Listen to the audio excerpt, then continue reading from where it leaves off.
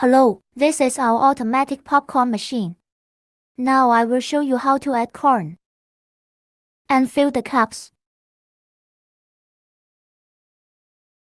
After unlocking with the key, press here. Open the door.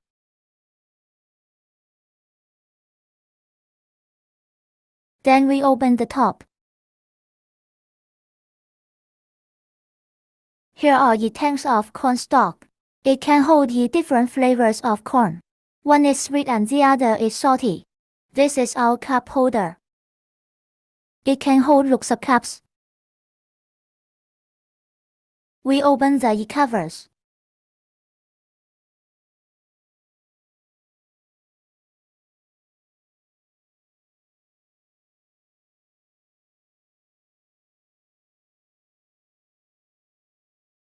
Now I'll show you how to fill cup. Try to leave some gaps in these cups.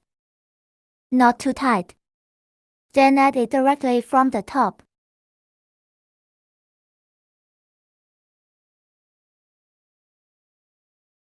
After adding the corn and we need to put the top cover on. Notice, there's a handle here.